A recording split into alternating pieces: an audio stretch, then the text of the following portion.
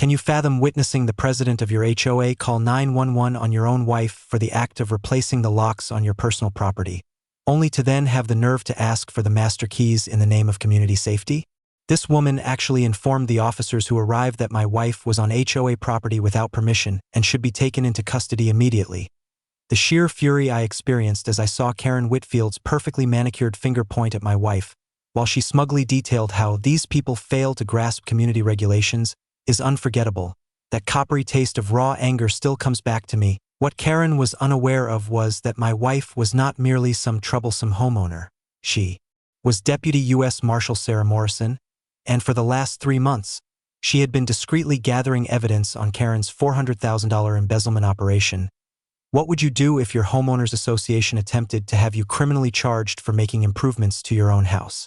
Because the moment my wife finally revealed her federal badge, Karen's face turned as pale as fresh snow, and our whole neighborhood learned the real destination of their missing association dues.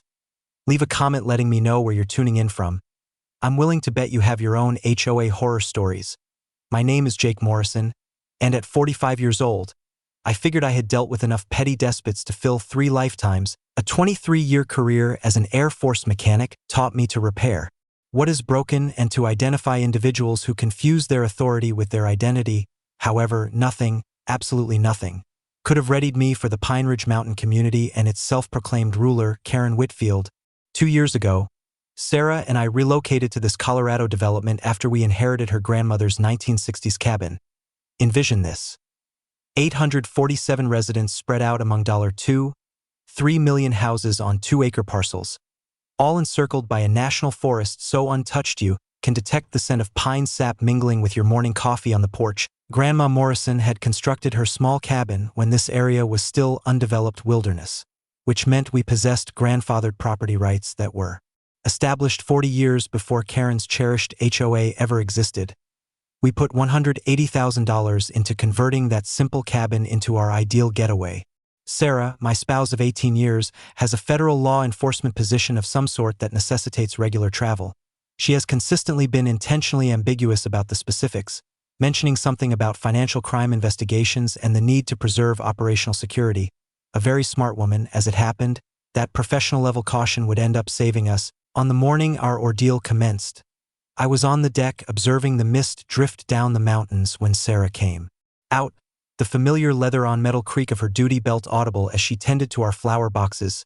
Even in street clothes, she carried herself with that law enforcement posture, always scanning, evaluating, and alert for any trouble. It was then that the white Escalade, adorned with RLTR1 vanity plates, charged into our driveway like a suburban assault vehicle. Karen Whitfield emerged, sporting enough jewelry to finance the defense budget of a small nation. She was a real estate agent, the 8-year president of the HOA, wife to City Councilman Brad Whitfield, and utterly certain that the universe was created by God for the sole purpose of confirming her every opinion. This woman could spot building code infractions in the Sistine Chapel. "Mr. Morrison," she announced, not as a greeting, but as a royal decree. She held a manila envelope as if it contained proof of war crimes. "Formal violation notice concerning your unauthorized exterior modifications." As I walked toward her, I felt the rough texture of the weathered deck boards beneath my bare feet. "What modifications, Karen?" "That door," she said, pointing an accusatory finger at our stunning new oak door, which featured custom stained glass panels. "It completely disregards the standards of architectural harmony. That will be a $500 fine. Plus, you must immediately restore it to comply with community regulations." The pleasant aroma of pine needles should have been soothing, but instead, I felt that familiar coppery rush of controlled anger. "We have grandfathered rights, Karen. This property is 4 decades older than your HOA." Her laugh had the quality of something that could peel paint. "Grandfathered rights don't supersede community standards, sweetie. This eyesore impacts everyone's property values," she stated, gesturing at our home as if it were a waste treatment facility.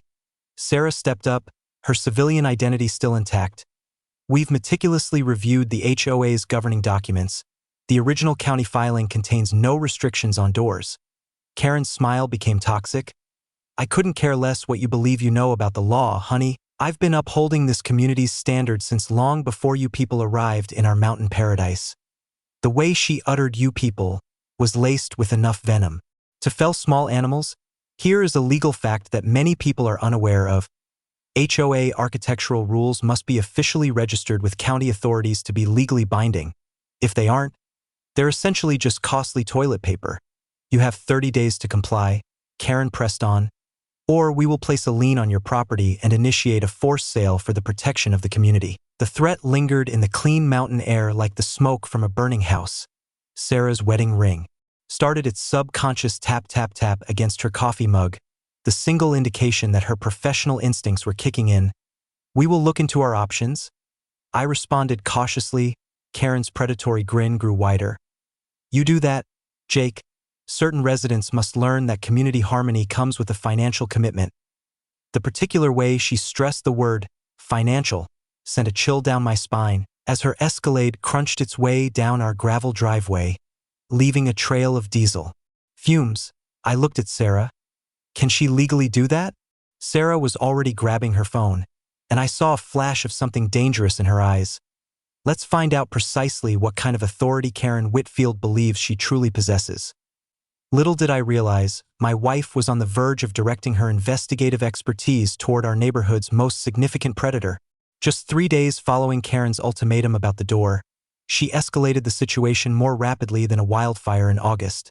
I was inside my workshop, which I'd fashioned from the cabin's old storage shed, when the distinct sound of several vehicles broke the tranquility of the mountain morning. Jake, we have an invasion force. Sarah's voice called from the kitchen window. I looked through the sawdust-dusted glass to see Karen's white Escalade leading a small-town procession, trailed by a battered contractor's truck that looked like it had seen better days decades ago. Karen emerged, dressed in full real estate agent battle gear. Blazer, clipboard, and enough self-assurance to sell refrigerators in the Arctic. Following her were 2 anxious-looking board members I recognized from a single community meeting, along with a heavy-set man in work boots who just radiated, "I charge too much for everything." I shut off my table saw and went outside, with wood shavings still sprinkled on. My flannel shirt like the least glamorous confetti imaginable. "Mr. Morrison," Karen declared, with the gravitas of someone who's seen an excess of courtroom dramas, "we are here to perform an emergency property inspection as per Section 4(7) of our community safety protocols." The crisp mountain air suddenly felt thick with the kind of pre-storm static you feel just before everything goes wrong. What emergency? Sarah joined me, mug in hand, appearing as nonchalant as someone fetching the mail. "An anonymous neighbor has reported concerns about the structure," Karen answered, checking her clipboard as though it held classified information. "Potential safety risks that threaten the community's welfare necessitate an immediate professional evaluation." The contractor, who was built like a fire hydrant with wavering resolve, was already circling our foundation with a predatory gaze. "Yeah, these old cabins are just ticking time bombs, foundation issues, electrical nightmares, hidden water damage that'll set you back $20,000 at a minimum." Sarah moved forward with that deceptively relaxed motion that police officers master after years of de-escalating tense situations. "Do you possess the correct state license for conducting property inspections in Colorado?" The contractor's confidence vanished more quickly than air from a leaky tire. "Well, I'm a general contractor." "That's not what I asked," Sarah said, her voice still conversational but with an underlying layer of steel. "After 2 decades of marriage, you learn to spot when your wife switches from her civilian persona to whatever her actual job entails." Karen leaped into the conversation like a politician seizing a photo op. "Rick has been our trusted community contractor for years. He knows precisely the standards we uphold here." She pointed at our beautiful front door with clear disdain. "Speaking of standards, those unauthorized lock changes represent another flagrant violation." The metallic flavor of restrained anger filled my mouth. "Excuse me.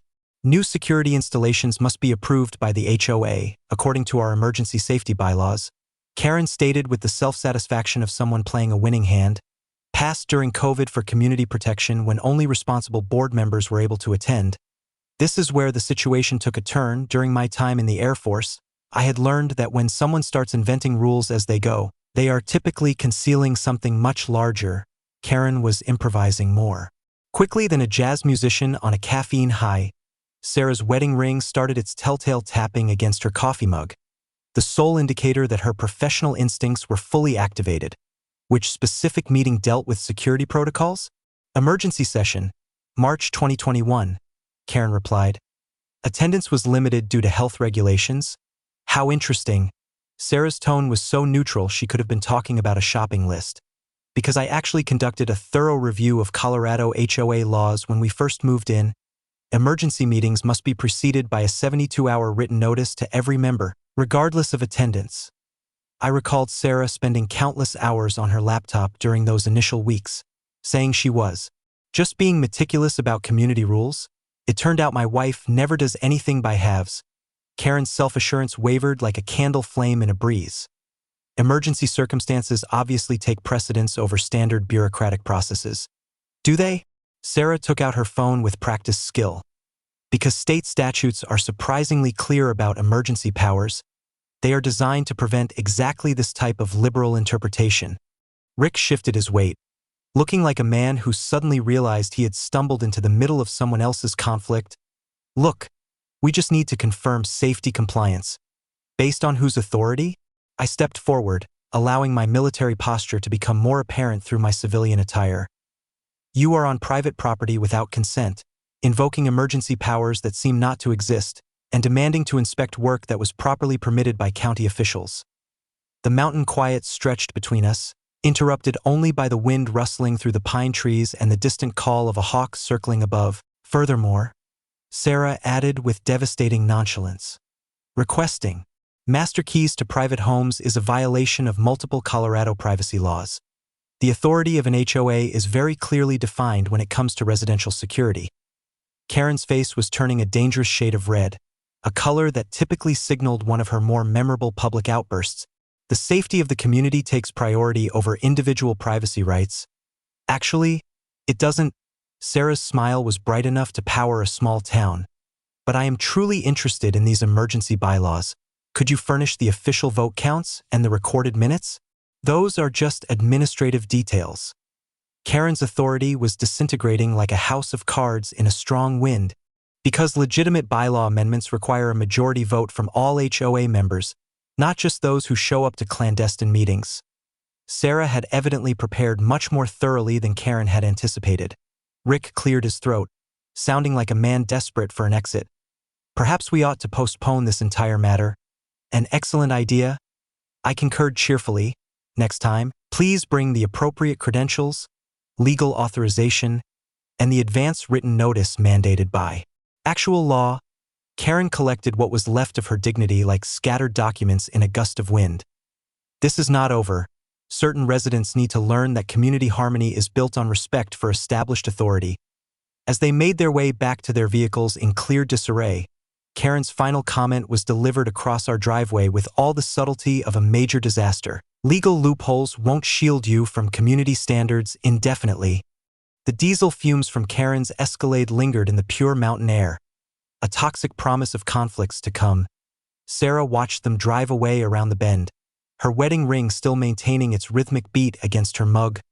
Well, she said softly, that was enlightening. Was it?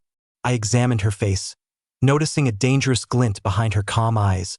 Because Karen looked like someone who had just understood she had started a fight with the wrong individual. Sarah's smile was small, restrained, and utterly frightening. She has absolutely no idea. Karen's withdrawal lasted a mere 48 hours before she initiated what I can only characterize as psychological warfare masquerading as neighborly solicitude. If I had considered her initial approach aggressive, I had grossly misjudged the inventive malevolence of an HOA president with a bruised ego and an abundance of free time. The series of wellness checks began on Monday morning. Imagine this, 7:30 a.m. on the dot, just as Sarah is attempting to savor her coffee amid the peaceful mountain. Quiet. A different board member appears at our door with a transparently concocted emergency. Monday, it was Margaret Riley, the treasurer, wringing her hands over unusual vehicle activity. Tuesday brought Tom Bradley, the vice president, expressing deep worry about our excessive electricity usage. Wednesday, Carol Martinez, the secretary, arrived nearly in a panic about our potential to attract wildlife. The diesel fumes from their various SUVs grew as predictable as the morning sun. though. Considerably less welcome, but Karen's true masterpiece was aimed at my workshop, you see.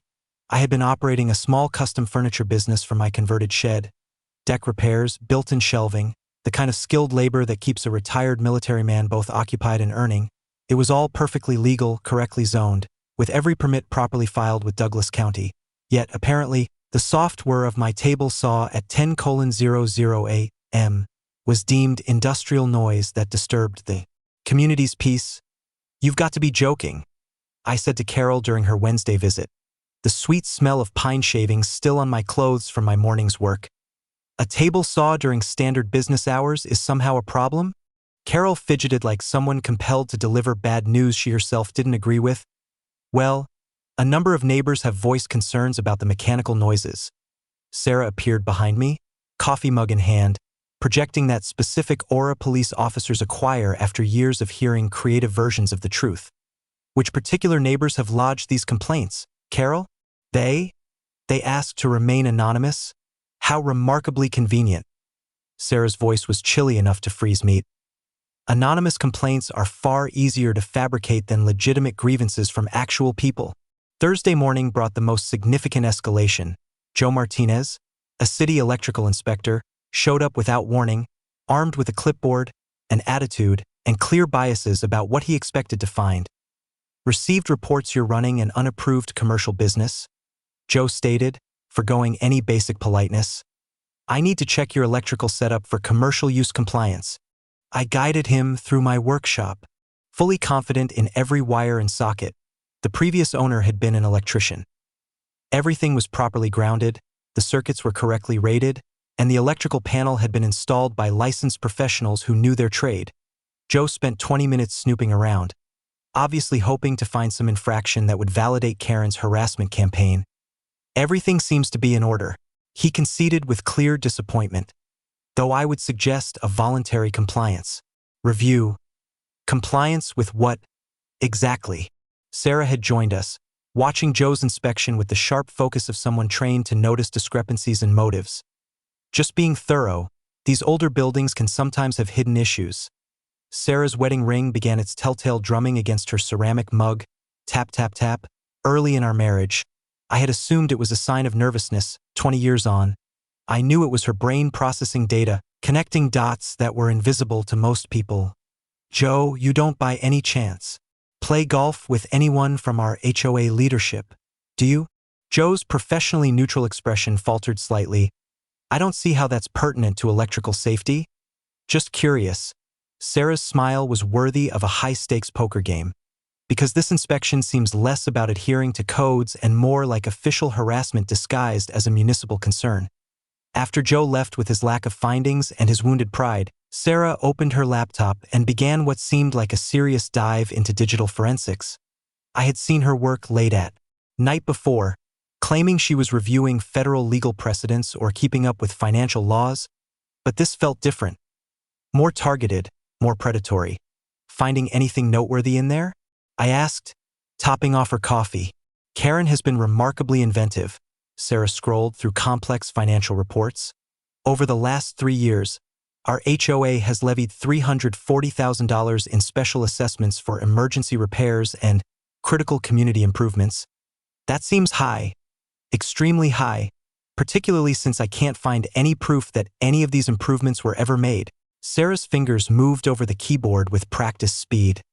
"Remember the emergency roof replacement on the community center last year? It cost everyone an additional $800. I recalled Sarah's frustration at the sudden expense, but we had paid it like good community members. "I drove by yesterday. That roof looks exactly the same as it did when we moved here 2 years ago."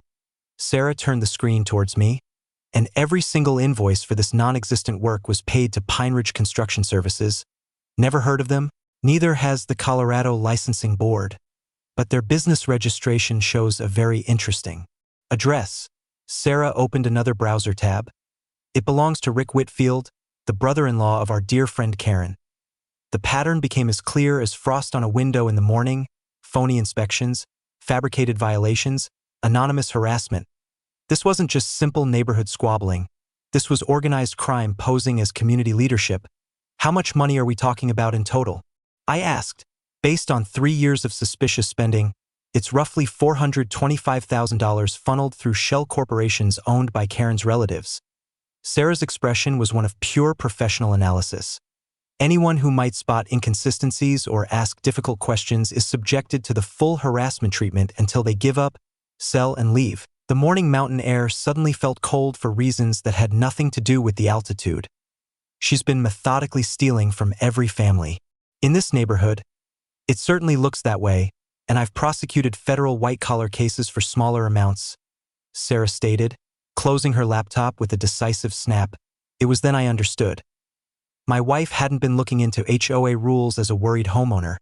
She had been constructing a criminal case against a complex embezzlement operation, and Karen Whitfield had just made it intensely personal. Karen's subsequent escalation came by certified mail on a Tuesday morning that had begun with birdsong and concluded with the distinct smell of legal desperation. Sarah was getting ready for another of her enigmatic work trips, the kind where she packed tactical equipment, checked weather forecasts across 3 different states, and adopted that 1,000-yard stare which suggested someone was about to have a very bad day. The envelope featured the ostentatious letterhead of Whitfield, Patterson, and Associates, her city councilman husband's law firm. Nothing says ethical conflict of interest quite like using your spouse's legal resources to target neighbors who have the audacity to challenge your rule. Cease and desist. I read out loud, the high-quality paper crackling like dry leaves. Immediate removal of all surveillance equipment, violation of neighbors' reasonable expectation of privacy, intentional infliction of emotional distress. Sarah stopped packing, her wedding ring starting its signature rhythm against her travel mug. The sound was like raindrops just before a downpour.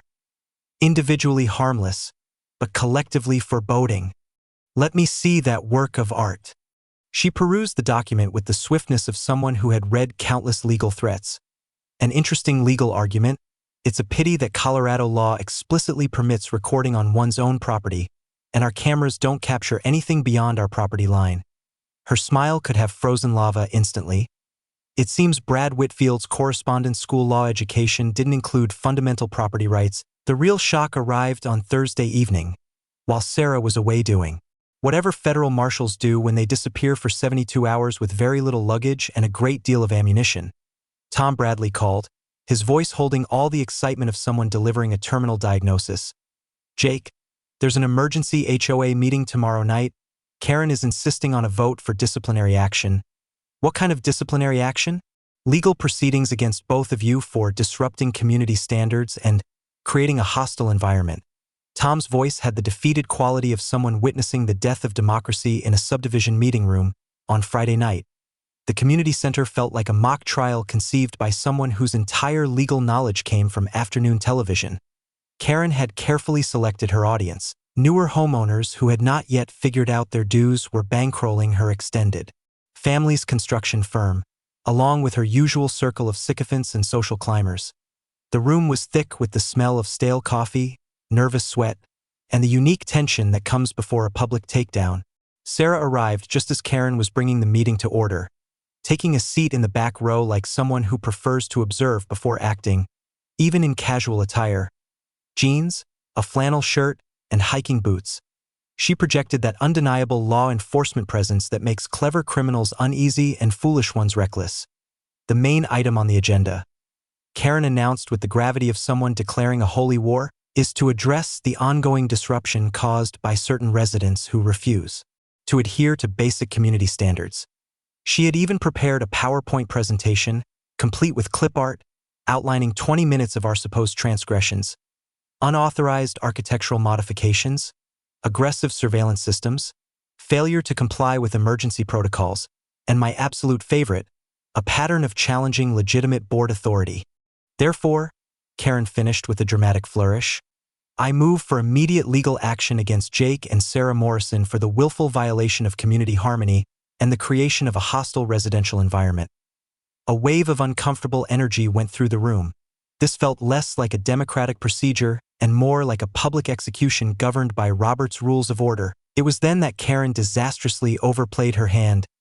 These people, she proclaimed, pointing at Sarah, as if she were a hazardous material spill, clearly failed to grasp that homeownership in quality communities entails social obligations, Some residents must learn their place.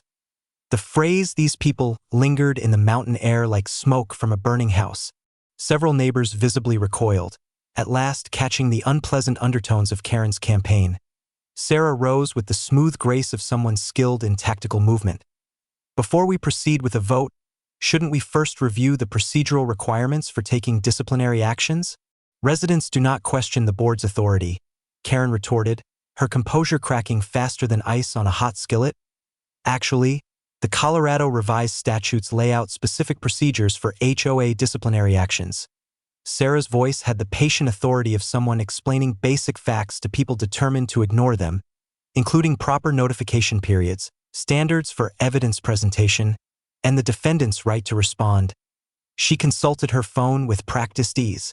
Furthermore, authorizing legal action requires the majority approval of all association members, not just whoever is present at Karen's strategically timed meetings. "We have proxy votes?" Karen objected, shuffling through her papers like someone searching for homework they had forgotten to do. "Do you?" Sarah's question was as precise as a surgeon's cut. Because valid proxies must have written authorization with witness signatures, filed with the association secretary as required by state law. The silence stretched out like warm taffy. Karen rummaged through her meticulously arranged documents, clearly unable to find the legal basis for her attempted power play. "Carol?" Sarah turned to the secretary directly. "Do you have proxy documentation on file for tonight's vote?" Carol Martinez examined her hands as if they held state secrets. "I know. No written proxies were submitted." Tom Bradley looked like a man watching his retirement savings vanish before his eyes. "Karen, without the proper documentation, we cannot move forward with this motion." Karen's face went through a spectrum of colors that defied the laws of physics. "This is just administrative obstruction. Residents cannot dictate board procedures by using legal technicalities." "Actually," Sarah responded with devastating composure, "residents can absolutely demand that their boards adhere to the actual law instead of making up authority as they go." As the meeting fell apart into confused chatter and hasty departures, Karen caught up with Sarah near the exit, her voice laced with enough venom to pollute the local water supply. "You believe your legal research makes you untouchable?" she hissed, loud enough for the remaining neighbors to catch the full performance. "But communities have standards for good reasons. Some people just do not belong in places like Pine Ridge." Sarah's reply was quiet, controlled, and utterly terrifying. "You are entirely correct, Karen. Some people most definitely do not belong here." The ride home was silent, save for the crunch of gravel under the tires and my growing conviction that Karen had just started a war with someone who fights battles she could not even fathom. Saturday morning brought the kind of untouched mountain silence that could make you believe in global harmony. That is, until Sarah opened her laptop and set off a financial explosion that demolished every notion I had about suburban peace. "Jake, you absolutely must see this." Her voice had that specific tone I had come to associate with very bad news for very bad people, usually delivered with the detached precision of someone who has built a career on uncovering falsehoods. I brought her fresh coffee, its rich scent blending with the pine-scented air wafting through our open windows, and looked over her shoulder at spreadsheets that seemed to have been created by someone with a deep-seated grudge against human understanding. "Remember all those special assessments Karen has been hitting residents with?" Sarah navigated through 3 years of HOA financial statements with the swift proficiency of someone who hunts white-collar criminals for a living. Emergency roof repairs, community infrastructure upgrades, security enhancements, $340,000 in extra fees on top of regular dues. That's a remarkable number of emergencies for a neighborhood where the biggest problem is usually someone's trash can tipping over, especially when you consider that none of those emergencies actually needed fixing. Sarah pulled up a county building permits database. The screen was a glowing void of bureaucratic inactivity. 0 permits filed, 0 inspections conducted, 0 proof that any work was ever done. The morning coffee suddenly tasted of betrayal and foolishness. So where did all that cash vanish to? This is where it becomes delightfully illegal. Sarah's smile was something you'd see in a documentary about top predators. Every single payment was made to Pine Ridge Construction Services, a front company owned by Rick Whitfield, Karen's less-than-brilliant brother-in-law, the very same Rick who couldn't show a basic license when he tried to strong-arm us. She clicked through bank statements with surgical accuracy, each transaction revealing a story more sordid than the last. But the real gem is the insurance fraud. Karen submitted claims for storm damage that never happened, hail damage to our community center roof, supposedly worth $85,000 from Mountain States Insurance, for damage that is entirely fabricated. Gets even better, the insurance check was deposited into the HOA accounts, and then immediately moved to Pine Ridge Construction for emergency repairs that only existed in Karen's fertile imagination. Sarah's wedding ring kept up its rhythmic drumming against the ceramic, a sound that was strangely reassuring despite the situation. Classic insurance fraud on top of systematic embezzlement, all cloaked in community authority. I examined the incriminating evidence, the patterns forming like storm clouds over a peaceful valley. This is more than just stealing HOA funds. It's a sophisticated criminal operation disguised as suburban leadership. Sarah's professional analysis carried the authority of 15 years spent prosecuting financial crimes. Karen has been running a protection scheme. Invent violations, levy exorbitant fees, and harass homeowners until they sell for less than market value. Her real estate firm then represents the buyers, she gets the commissions, and the predatory cycle repeats. The full weight of it all hit me like an avalanche, sudden, overwhelming, and utterly devastating. Every family that has moved out recently was systematically forced out through fabricated crises and financial strain. Sarah brought up neighborhood sales records that showed a picture darker than mountain shadows at dusk. 14 forced sales in 3 years, all under market value, all managed by Karen's agency, and all followed by immediate move-in assessments for the new residents. What is the total amount of theft we're looking at? A conservative guess? For $125,000 in direct embezzlement, plus real estate commissions on rigged sales totaling around $2.8 million. Sarah's figures were as precise as a surgeon's tools. Karen has been systematically plundering this entire community while portraying herself as its kind protector. That familiar sense of recognition returned, the same instinct that had served me well in military maintenance when minor issues pointed to catastrophic system failures. She came after us specifically because we own our home outright, no mortgage company to use as leverage, and we actually bother to read legal documents. Precisely, most residents either don't have the time for financial oversight or they just assume that board members act in good faith. Sarah closed her laptop with a finality that indicated major strategic choices had been made. Karen has been banking on indifference, intimidation, and the basic human desire to avoid conflict. What comes next? I asked, though Sarah's expression suggested I already knew the answer. Now, we let Karen continue her escalation while I assemble a federal case that will withstand any defense lawyer she can hire. Sarah's tone was filled with pure prosecutorial certainty. Desperation leads criminals to make mistakes, and sloppy criminals provide outstanding evidence. The peaceful mountain morning suddenly hummed with an electricity that had nothing to do with the weather. My wife was no longer just annoyed about neighborhood harassment. She was now actively pursuing a criminal organization, and Karen Whitfield had just given her all the personal incentive she needed. How long until you have enough evidence for a prosecution? Sarah's smile was restrained, patient, and absolutely chilling. Karen is about to hand me everything I need. She just doesn't know it yet. Sunday morning delivered revelations that struck with more force than a mountain lightning bolt. Sarah came out of her home office holding a federal badge case I had never laid eyes on before, along with credentials that clarified 15 years of enigmatic work trips and vague career descriptions. Deputy US Marshal Sarah Morrison, Financial Crimes Division, she stated, placing the badge on our kitchen table as if she were revealing a royal flush, specializing in asset forfeiture, white-collar prosecution, and dismantling criminal organizations that believe badges are just shiny accessories. I stared at the federal eagle emblem, my coffee turning cold as the reality of the situation set in. For 15 years, I've been married to a federal marshal. Operational security. Sarah's explanation was delivered in the matter-of-fact tone of someone discussing a grocery list. The kind of people I go after have long memories and even longer reaches. But Karen Whitfield just made this personal, and personal means I'm no longer just playing defense. The fragrance of fresh pine needles wafted through our open windows as Sarah converted our dining room into what resembled a federal task force command post. Laptops, legal briefs, financial statements, and enough coffee to keep a small army investigating through the night. First step, Sarah declared, Accessing what looked like federal databases I certainly wasn't meant to see, is to understand just how far this criminal operation extends.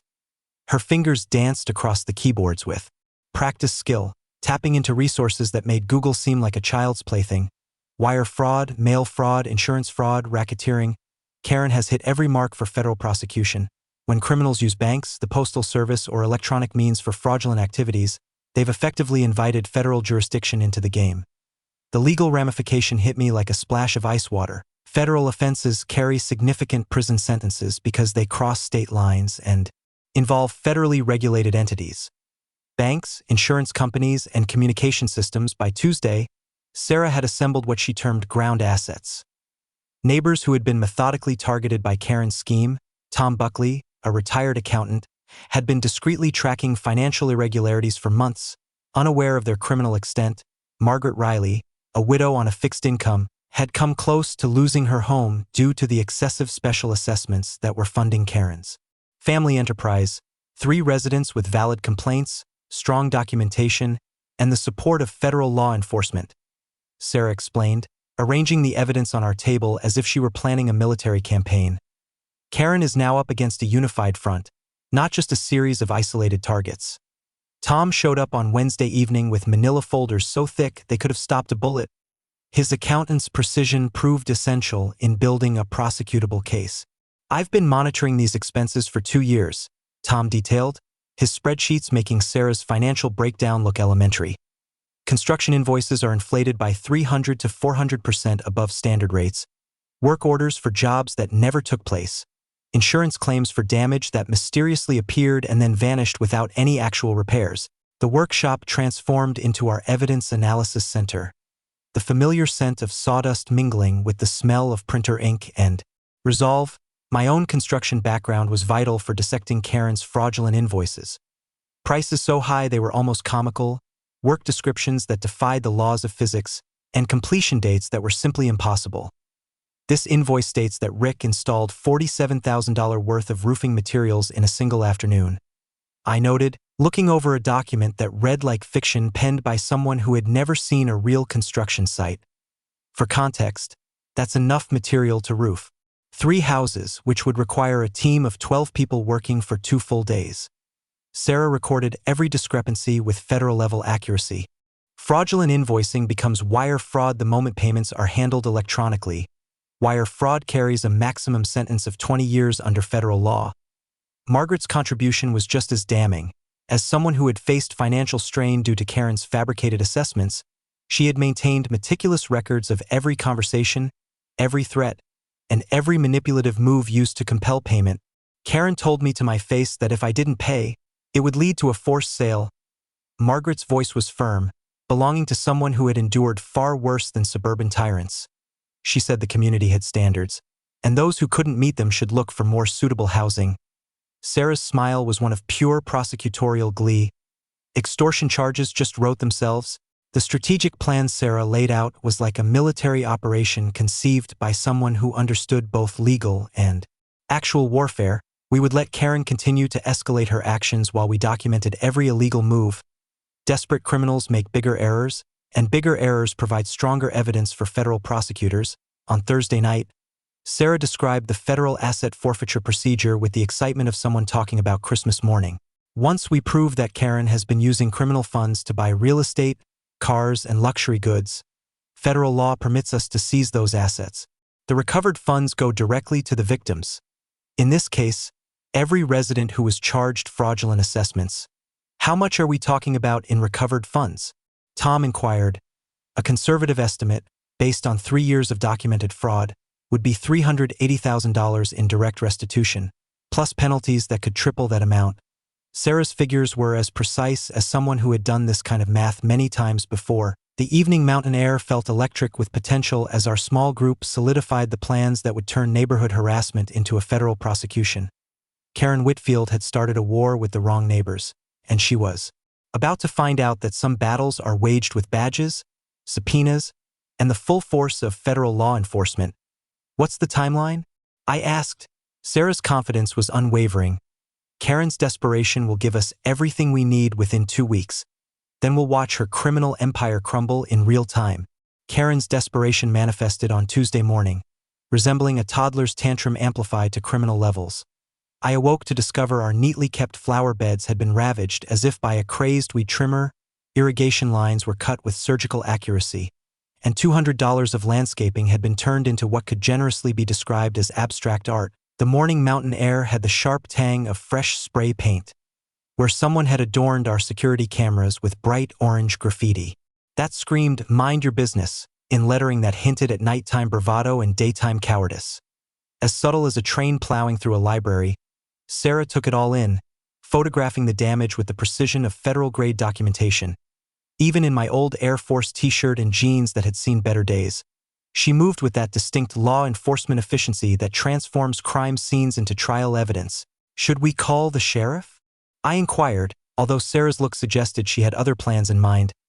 "Not just yet. Let's see how far our HOA president is willing to push this before we introduce her to federal repercussions." Sarah's smile held the patient contentment of someone observing mice moving toward cheese-baited traps.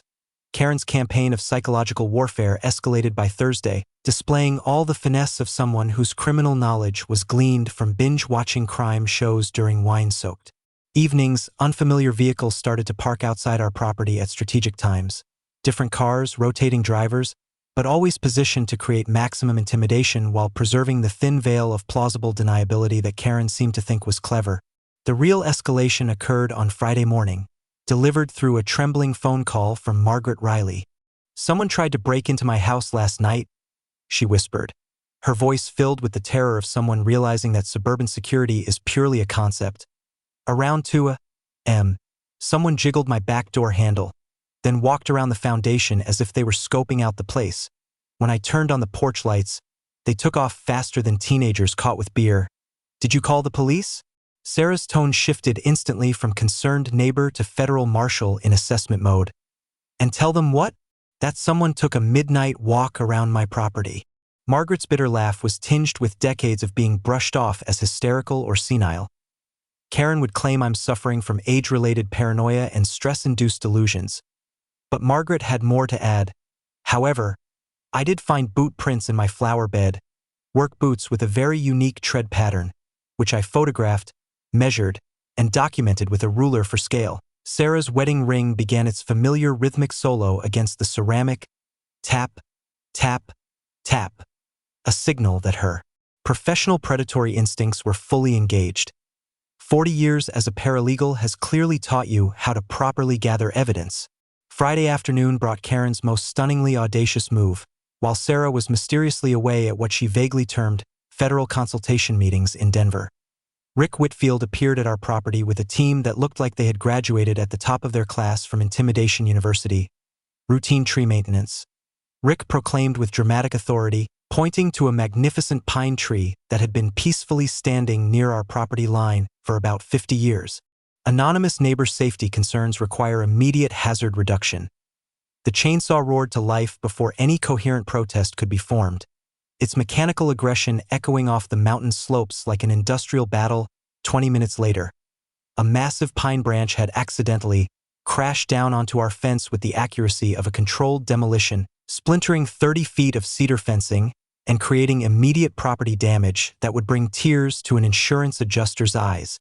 "Whoops," Rick said with all the sincerity of a politician apologizing for campaign finance irregularities.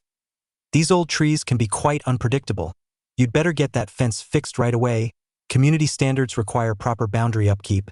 His repair quote read like an extortion note disguised as a contractor's estimate: $3,200 for materials and labor that any reputable company would bill $800 for.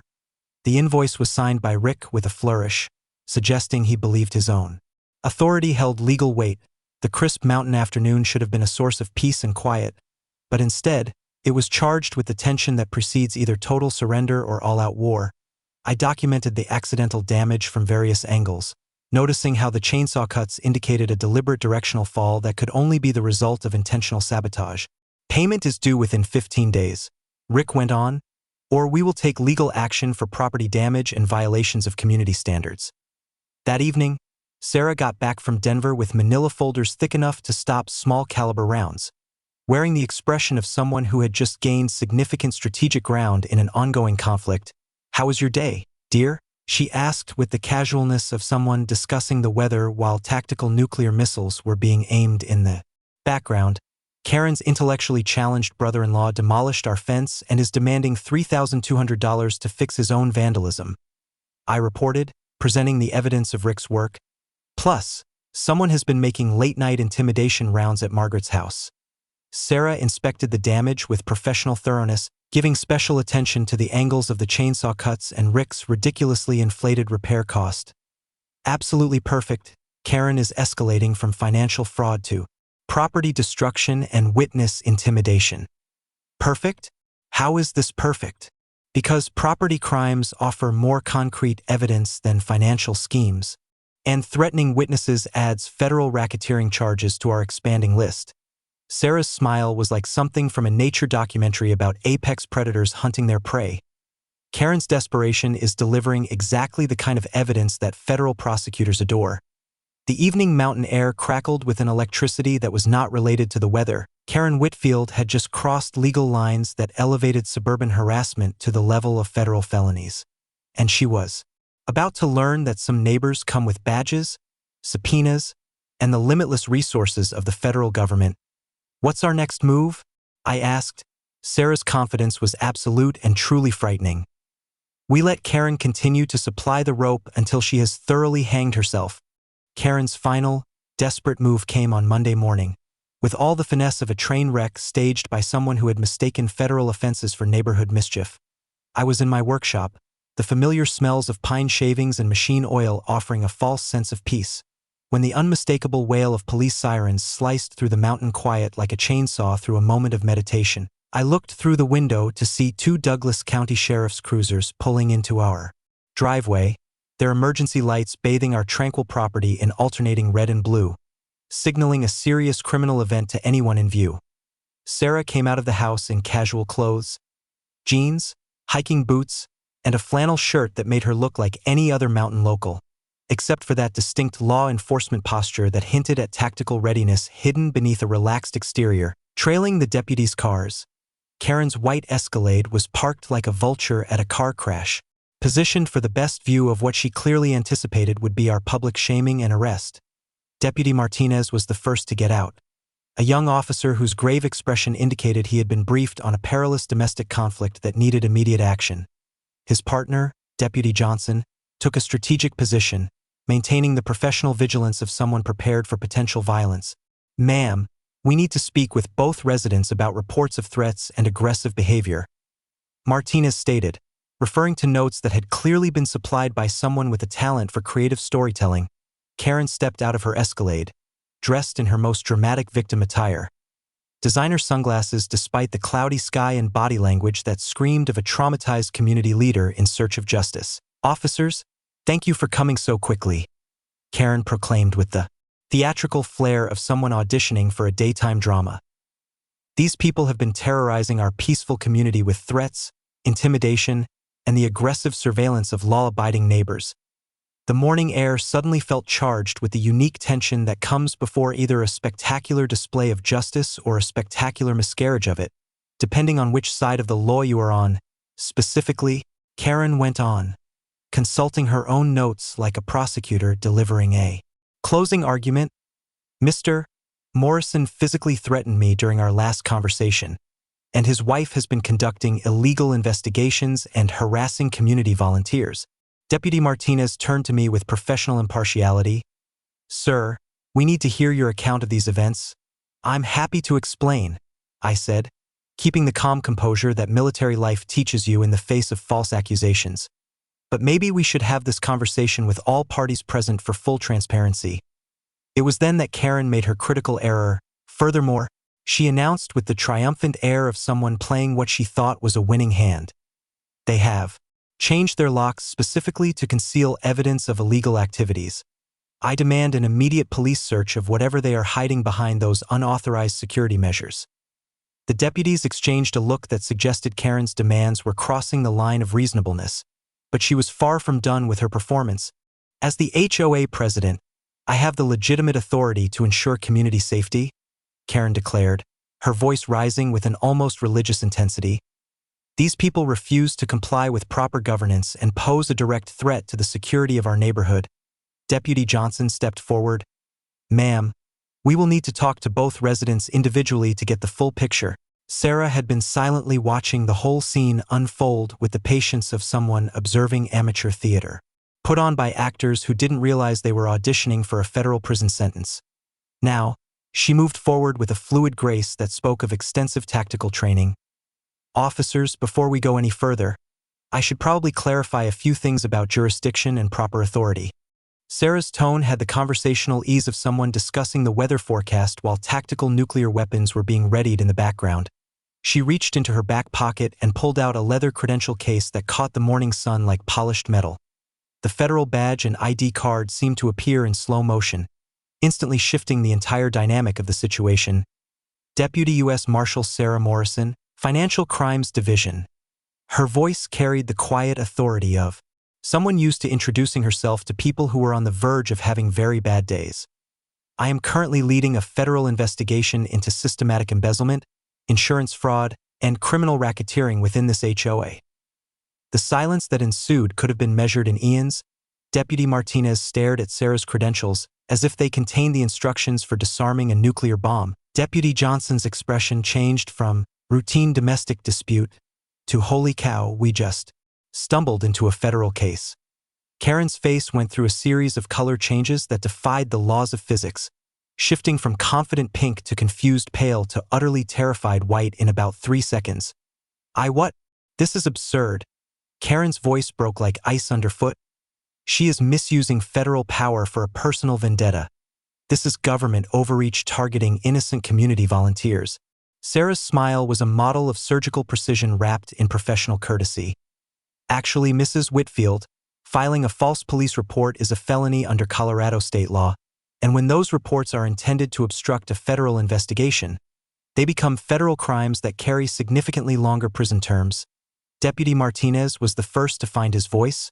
Marshal Morrison, we were not aware of any ongoing federal investigation.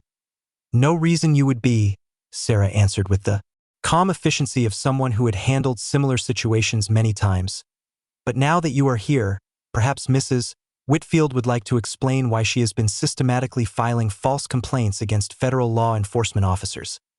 Karen's desperation became fully visible as she realized her grand plan had just turned her from the hunter into the hunted. This is all just a misunderstanding. Community standards necessitate proper oversight. Sarah's reply was quietly devastating. You are absolutely right, Karen. Community standards most certainly do require proper oversight, federal oversight. The mountain morning suddenly felt like the calm before a hurricane, and Karen Whitfield was about to learn that some storms come with badges, handcuffs, and the unlimited resources of a federal prosecution. The emergency HOA meeting that was destined to bring down Karen's criminal enterprise took place on a Thursday evening, arriving like a meticulously planned storm.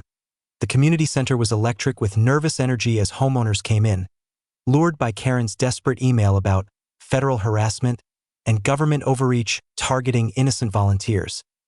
The room was thick with anticipation, the smell of stale coffee, and the unique tension that comes before either a spectacular triumph or a total disaster.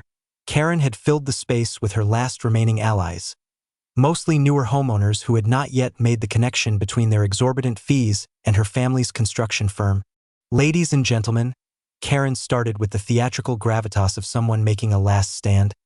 We are under an unprecedented assault on our community values by residents who have weaponized federal power for personal revenge. She gestured towards Sarah and me as if we were evidence in a trial. These people have brought government intimidation into our quiet neighborhood, using badges and federal authority to harass volunteer board members who have spent years protecting our property values.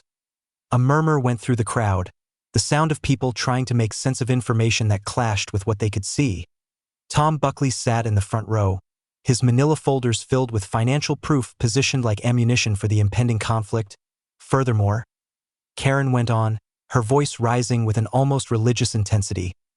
I have proof of systematic violations of community standards, aggressive surveillance of law-abiding neighbors, and deliberate efforts to undermine the legitimate authority of the HOA. It was then that she made her final, critical mistake. The federal marshal sitting here with us tonight, Karen declared with the triumph of someone unmasking the villain, has been conducting illegal investigations using government resources for her own gain. This is corruption at the highest level. The silence that followed felt like the moment just before an avalanche. Every head in the room swiveled towards Sarah, who was sitting calmly in her casual clothes, jeans, a flannel shirt, and hiking boots, looking like any other mountain resident, except for the unmistakable aura of law enforcement that radiated from her like heat. Sarah rose with the smooth grace of someone skilled in tactical movement, showing her federal credentials with practiced ease. The badge reflected the overhead fluorescent lights like polished steel, instantly altering the entire mood of the room faster than mountain weather. "Since Mrs. Whitfield has made my professional status public," Sarah announced with the calm authority of someone used to speaking to hostile crowds, "let me set the record straight for everyone." She walked to the front of the room with a confident stride that hinted at courtroom experience and a complete lack of tolerance for theatrics. "I am Deputy US Marshal Sarah Morrison of the Financial Crimes Division, and I have been leading a federal investigation into systematic embezzlement, insurance fraud, and criminal racketeering within this HOA." The community center erupted in confused chatter as residents absorbed information that shattered every idea they had about suburban peace.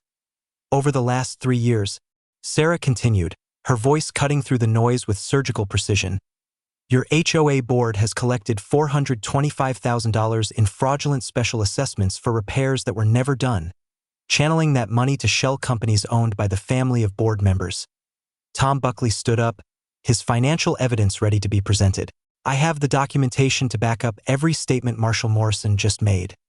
Invoices for non-existent work, insurance claims for damage that never happened, and payments to construction firms that only exist on paper." Karen's face went through a spectrum of colors not found in nature as her carefully built authority crumbled like a house of cards in a hurricane. "This is all lies, administrative mistakes, accounting errors." "In that case," Sarah responded with devastating calm, "perhaps you can account for these insurance claims for storm damage that never took place?" She displayed photographs of the community center roof, which had not changed since it was built, alongside insurance papers showing $85,000 in fraudulent claims. The evidence hit the room's collective awareness like bombs going off in slow motion. Margaret Riley stood up, her voice filled with the strength of someone who had faced far worse than suburban bullies. "Karen told me herself that residents who couldn't pay the special assessments should find more suitable housing. She has been systematically forcing families out to boost her real estate commissions." The crowd's mood shifted from confusion to rising anger as homeowners realized they had been bankrolling Karen's criminal operation, which was disguised as community leadership. It was then that the federal reinforcements arrived. The community center doors swung open to reveal 3 agents in tactical gear with US Marshal patches. Their presence turned the neighborhood meeting into a federal crime scene. Sarah's colleagues moved with practiced skill, taking strategic positions while remaining professionally courteous. Karen Whitfield, the lead agent, announced, consulting official documents, "You are under arrest for wire fraud, mail fraud, insurance fraud, and conspiracy to commit racketeering." The sound of the handcuffs clicking shut echoed with a metallic finality through the complete silence. Karen's protests about government overreach and innocent blunders faded into incoherent muttering as federal agents read her the Miranda rights that would shape the rest of her life. "Rick Whitfield," the second agent called out toward the back of the room, where Karen's brother-in-law was trying to blend into the crowd. "You are also under arrest for conspiracy and fraud." Rick's attempt to escape came to an end in the parking lot, with extra charges for evading federal officers, all witnessed by every resident who had ever been overcharged by his invoices. As Karen was led past the rows of neighbors she had systematically victimized, Sarah delivered the final blow that would resonate through the Pine Ridge Mountain community for years to come. Federal asset forfeiture will recover the stolen funds for restitution to every resident who paid fraudulent assessments. Your community fees are about to go down significantly.